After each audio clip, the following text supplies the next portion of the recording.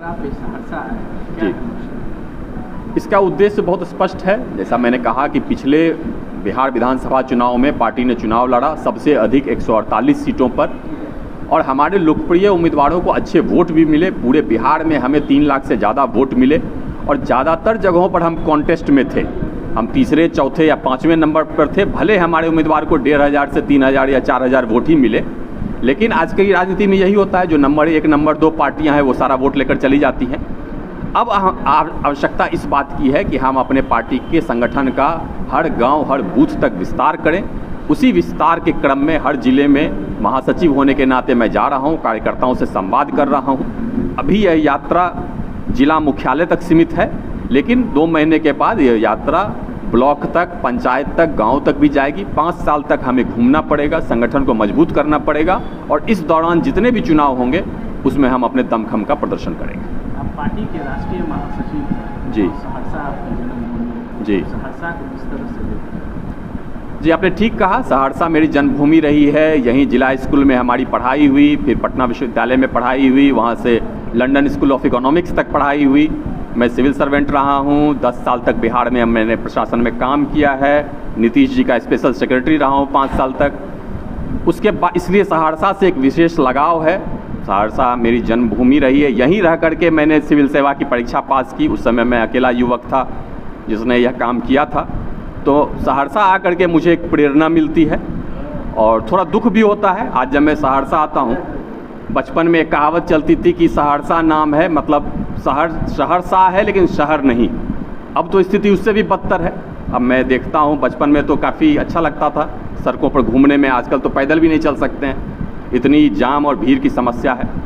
तो मन में कहीं न कहीं कसक है, एक कृत संकल्प है कि इसको बदलना है, बिहार को बदलना है, और सहरसा को तो बिल्कुल बदलना ही। आखिरी सवाल है जी, पूरे बिहार में सहरसा एक ऐसा जिला है जहाँ तकरीबन 25 वर्षों से ओवरब्रिज के लिए लोग मांग कर रहे हैं, लेकिन ओवरब्रिज का निर्माण नहीं हो रहा है जी, और कई तरह के समस्याओं से जो लगातार प्रत्येक साल प्राकृतिक आपदा आपको बाढ़ आती है, उसी के लोगों का, हज़ारों लोगों की ज़िंदगी ज़मीन रोज होती है। उस पर आपकी पार्टी अगर मजबूत होती है, उस मुकाम पे पहुंचती है, तो कैसे सहरसा की तस्वीर? जी, आपने 2 बड़े और अच्छे प्रश्न पूछे हैं।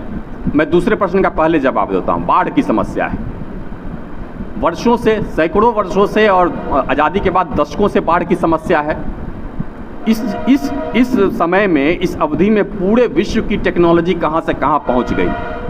ईसा के जन्म से पहले चाइना में बाढ़ नियंत्रण पे काम हो चुका है, लेकिन दुर्भाग्य ये है कि ठीक है, ब्रिटिशर्स ने हमारे बाढ़ की समस्या का निदान नहीं किया, लेकिन आज़ादी के बाद हमारे पास क्या समस्या रही।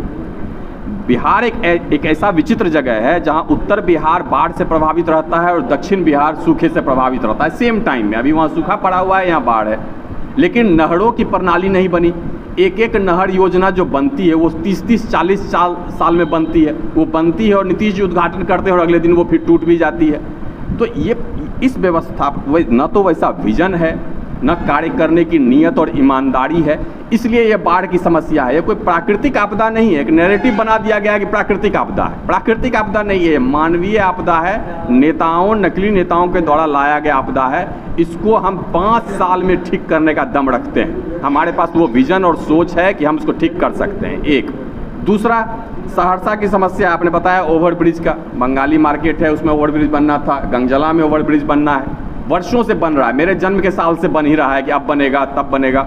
इन लोगों से नहीं बनेगा। और अब तो सहरसा को सुधारना असंभव जैसा हो गया है, जो शहर की समस्या है। हमने अपने मैनिफेस्टो में लिखा हुआ था पूरे बिहार में हमें 8 ब्रांड न्यू शहर की स्थापना करनी है, जो बिल्कुल गौरवशाली शहर हो, जिनके बाहर इंडस्ट्रियल एरिया हो।